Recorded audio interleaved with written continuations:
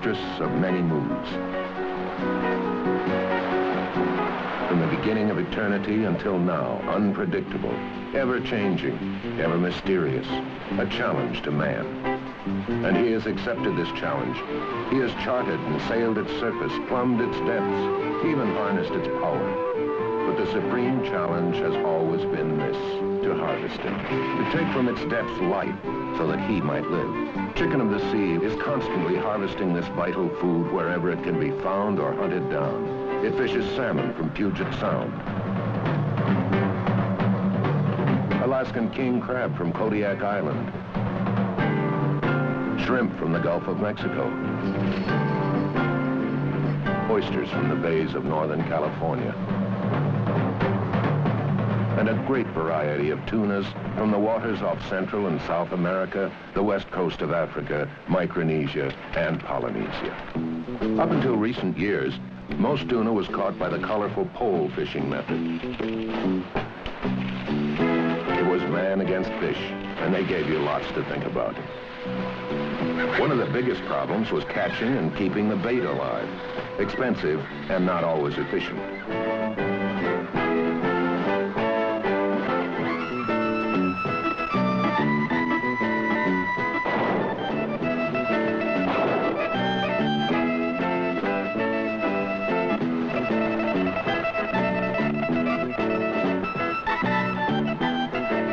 Fishermen, like the Japanese, still use methods like the Longline technique.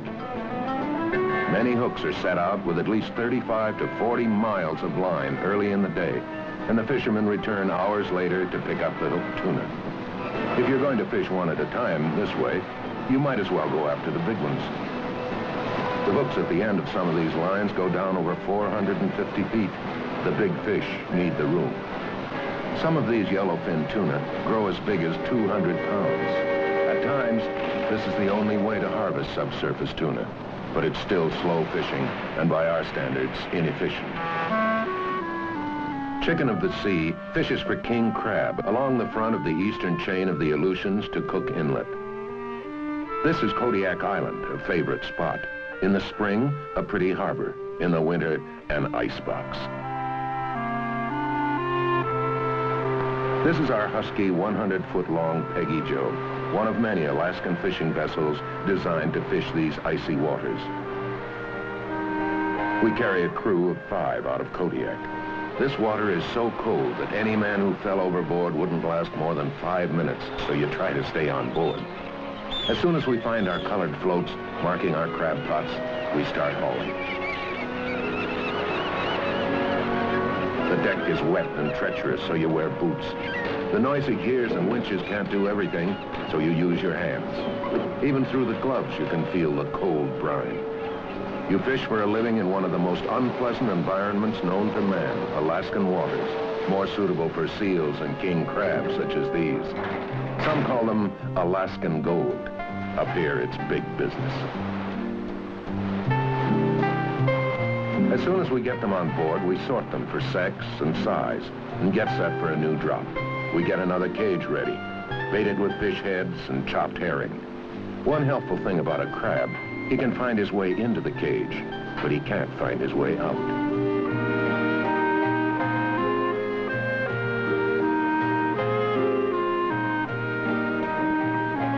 Down she goes, in 500 feet of water, line, marker, and all.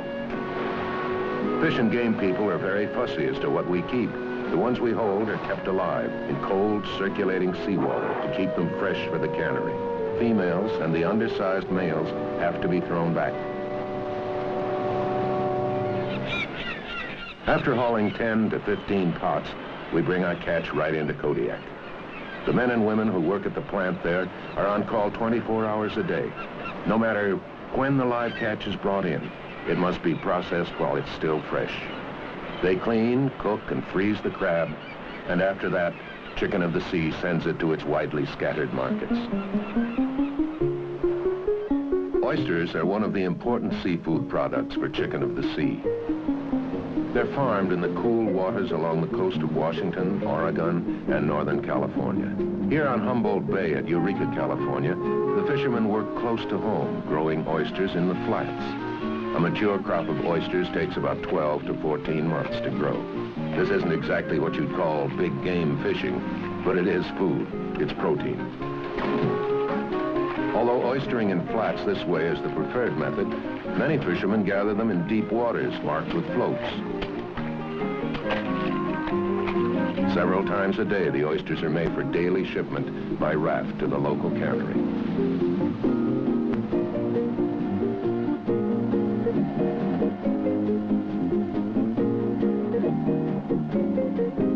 The most significant thing about Eureka oysters is the way we reseed our beds. Tiny baby oysters are attached to the old shells, which are then threaded on a long wire, placed on racks which will remain in the water until the oysters mature. Matured and washed clean, they're prepared for market.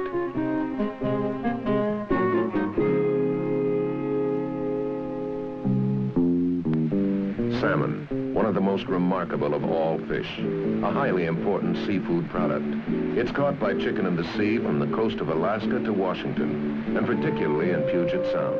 The salmon always goes back to the spot where he was born, to the spawning grounds of rivers and streams. We catch them in the sound just before they get to the rivers. When the fish are running, we lay out our first seine net. Salmon run into it. We circle them, wait a half hour, then close the net and bring them in.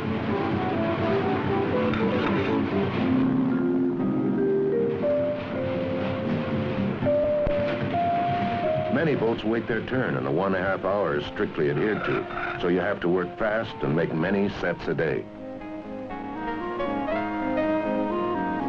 After the fish are circled, the skiff returns, clears herself from the net, and stands off to help pull in the catch.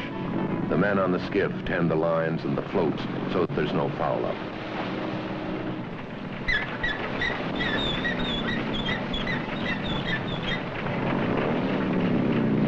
Running water keeps the powerful drums cool. Sometimes they can overheat from excessive friction and can jam up the cables.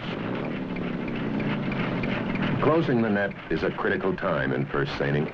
The bottom has to be closed as quickly as possible, otherwise you lose the whole school. Speed, care, and patience are required to capture these fine, premium chicken of the sea salmon.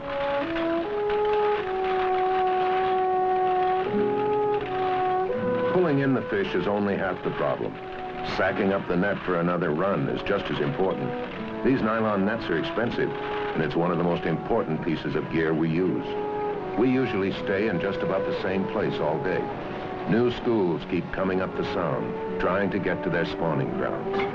Salmon boats wait in line to fish the same spot, the spot where the action is. Chicken of the sea catches a variety of salmon, such as red, chum, silver, king, and pink.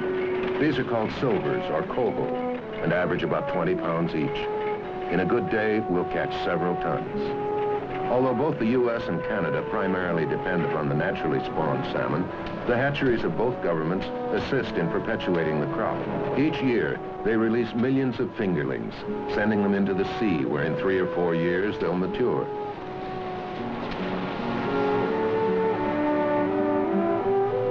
Salmon fishing is cold, hard, wet work. But you ask any salmon fisherman, he wouldn't trade places with anyone.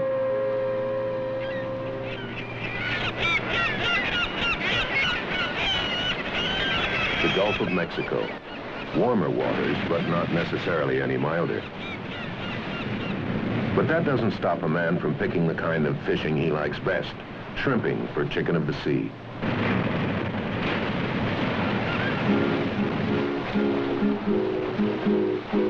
This kind of sea makes it tough for us to put our trawl nets across the muddy and sandy bottom. Shrimp have to be chased off the bottom with chains that travel in front of the nets, stir up the bottom, and as the shrimp jump for dear life, the trawl net scoops them up. These big doors hold the trawl nets open as they travel along the bottom.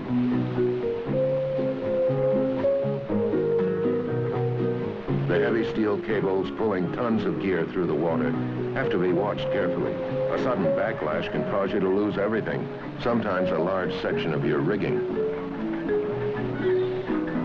The birds seem to know long before we do how we're going to make out. Our main concern in dragging nets along the bottom is the ever-present danger of snagging our lines, nets, and doors on rocks and uncharted wrecks. But whoever said that fishing is an easy business anyhow?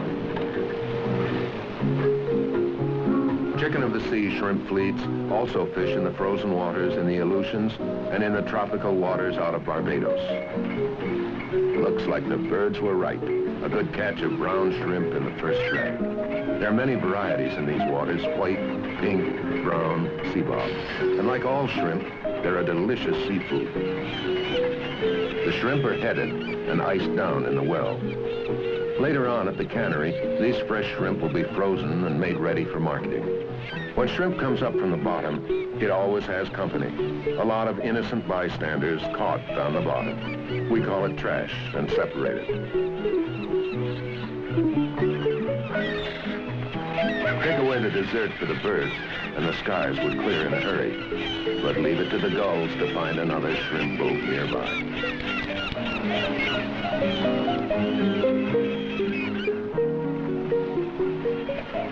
On any given day, we'll make between 10 and 15 short drags before we call it quits.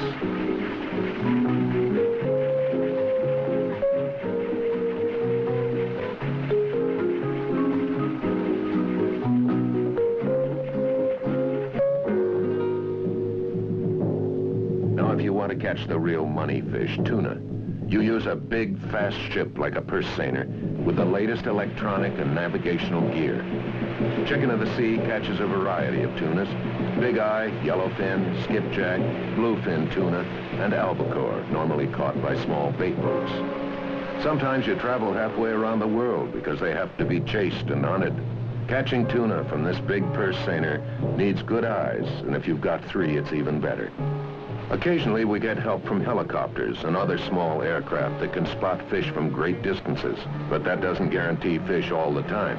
Even the man-of-war bird is looking. He gets some of the action, too. So you check and recheck your position, and you keep searching for that first school.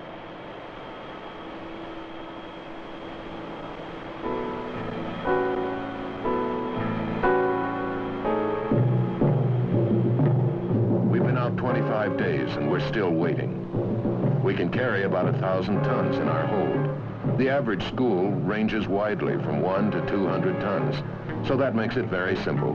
All we've got to do is find 5 fat schools. So we keep looking for birds and porpoises, especially porpoises. They're kissing cousins of the tuna. Find the porpoises, you find the tuna. Find the tuna, and you can go home. A lot of people call us harvesters of the sea. That's true, except the average farmer can see his crop from his back kitchen window. We've got to go halfway around the world wearing binoculars. So we keep looking, and the days go by, and the families at home never get used to it. But if we come home loaded with fish, all is forgiven. Each time is like the first time. You think they'll never show, but you know they will. It just takes time.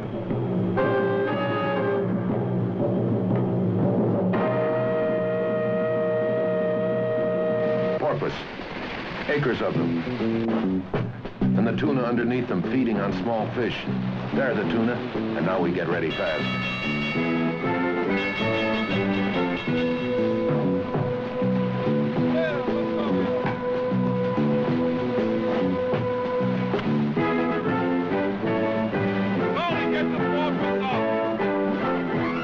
First, get the speedboat down.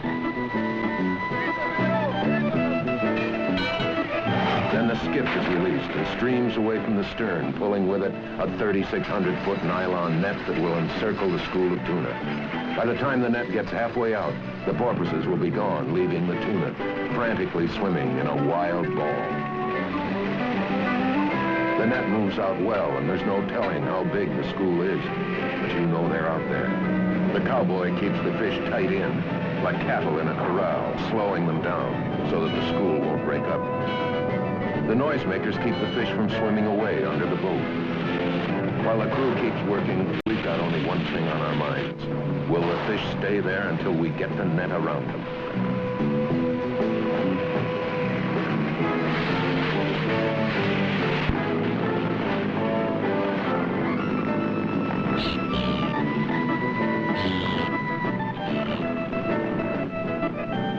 Chicken of the Sea was one of the first to adopt the technique of purse seining. The suspense comes in just before the bottom of the purse of the net is closed.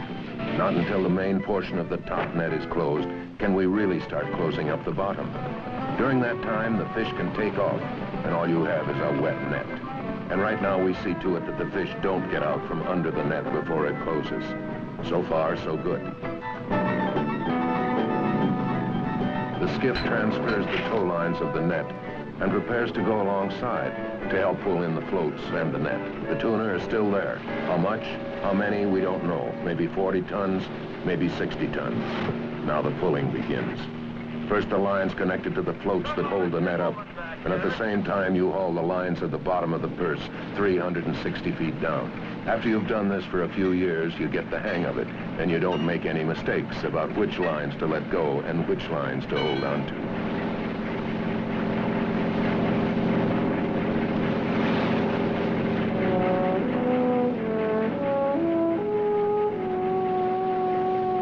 The gathering of the rings tells us that the bottom of the net is closed, and we start drawing it in closer to the boat. The cowboy's job is done. The fish have been corralled like cattle. If the sea is smooth, we can bring the net in sooner. The net keeps coming in, and the bottom gets tighter and tighter. The fish will become more dense and become easier to handle when the time comes to take them out.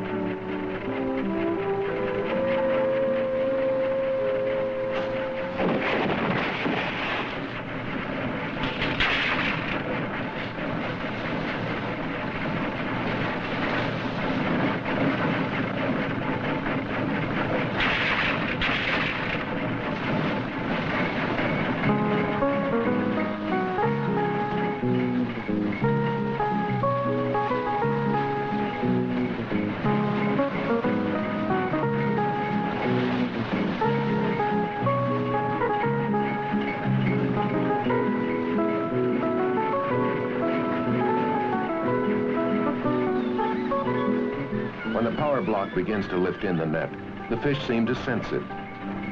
It doesn't take long to take an unbelievable maze of lines and wire and rearrange it into a neat pile ready for a new set.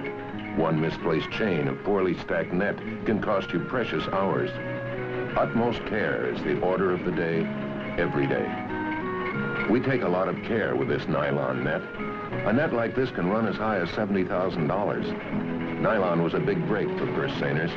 The old cotton net we used didn't last very long. Besides, it was a joke to the sharks.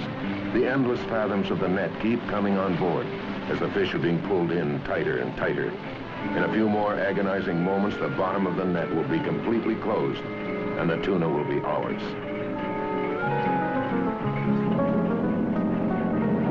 On the surface, you can't tell how big the school is. So after weeks of trying, all you can do is wait and hope.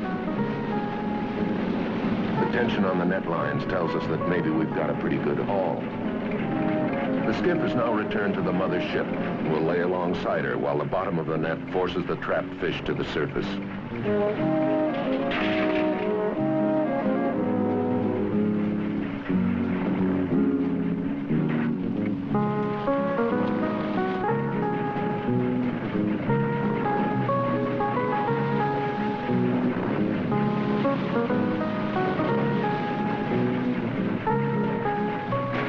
Well, that's one way of counting how many tuna you have.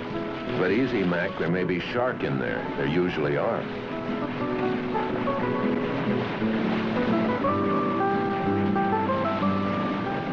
Things are looking good.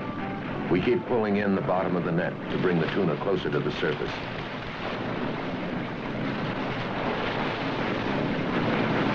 Everybody wants to know the score. While the fish are still packed in, we take them out a ton at a time with a long poled braille net.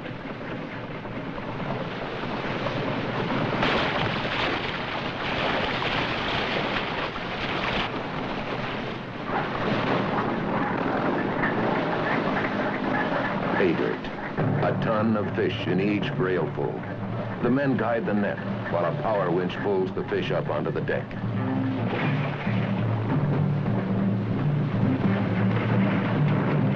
Depending on the number of tons you have in the haul, you could spend the rest of the day brailing them in.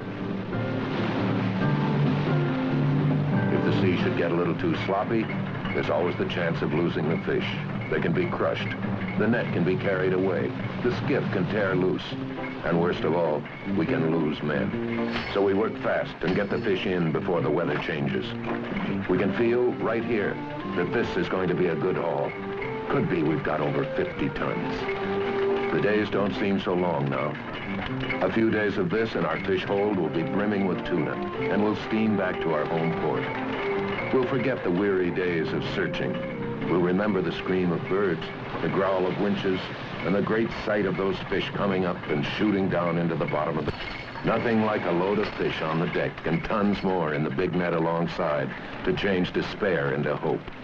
I guess that's why we keep coming out. So sooner or later we get fish. We have to. The fish are quickly transferred down into the refrigerated hold for freezing so that they'll arrive fresh at the cannery. Handling the huge nets keeps you occupied, but in the back of your mind, you keep counting the tons of fish you got this time, and you think about getting them home. You think about sudden storms in these waters called chubascos, unbelievably brutal weather. The power block and winches can't do everything. You still fish with your hands.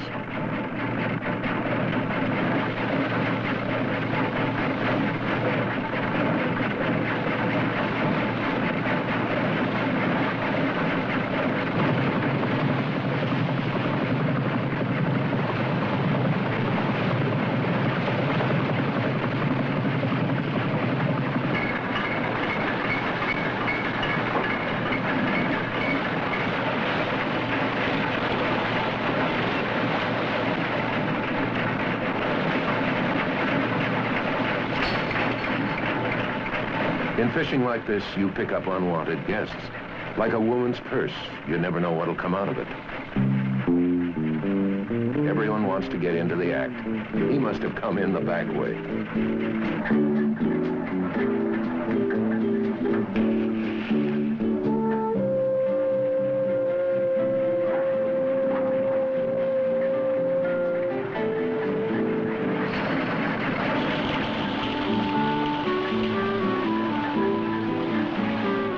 Over they come and down they go, a ton at a time. Chicken of the sea tuna.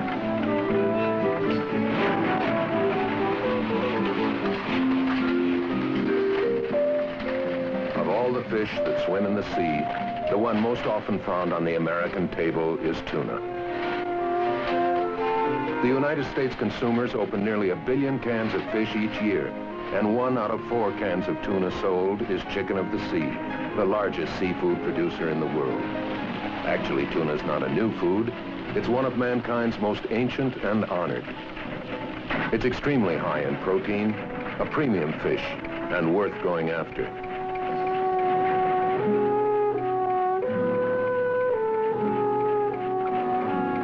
Finally, these iron men, the harvesters of the sea, wrap it up for another day.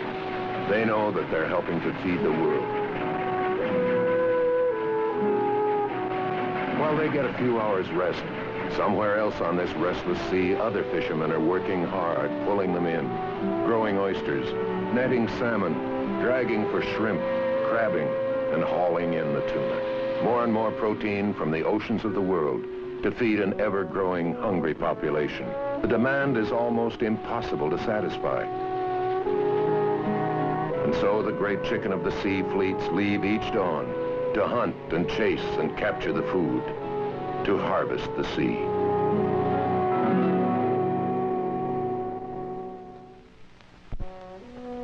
And soon, the harvest of the sea reaches your home. Nature has blessed them with appetizing good taste and an abundance of health-building nutritional benefits. Modern processing has locked in their just-packed freshness, and convenient packaging has made them easy and economical to serve. The richest treasures of the sea are ready for your table, for pennies a serving. And there are so many ways you can serve seafood, like shrimp, one of the sea's most versatile foods. Cool, crisp shrimp cocktails, just as much at home at the kitchen table as they are when company comes calling. breaded shrimp, quick frozen for freshness, and available in a variety of sizes and shapes. Always welcome when the family sits down to dinner, Chicken of the Sea shrimp's distinctive good taste has a lot to do with its popularity, but so does its versatility. Almost everyone likes tuna, too. 5,000 years ago, tuna was a favorite of Egyptian royalty. It was considered a great delicacy. It still is. But today, Chicken of the Sea tuna is one of the most economical foods you can buy. Canned tuna is convenient, a plus that busy homemakers appreciate. Tuna is nutritional, one of nature's best and least expensive sources of protein. And tuna is versatile, as handy a helper as any homemaker ever had. No other food combines all four advantages so well. Yet lots of folks take tuna for granted. Makes great sandwiches, and lots of them, too. Americans enjoy over 4 million tuna sandwiches every day. But who says all you can do with tuna is make great sandwiches? Open your cookbook. Then open a can of Chicken of the Sea tuna. Pick your favorite recipe. Then pick up that can of tuna and see how creative your cooking can be. Have a hot and hearty main dish in mind? Try tuna casseroles of every kind. They're perfect for pleasing big families or big appetites on a small budget.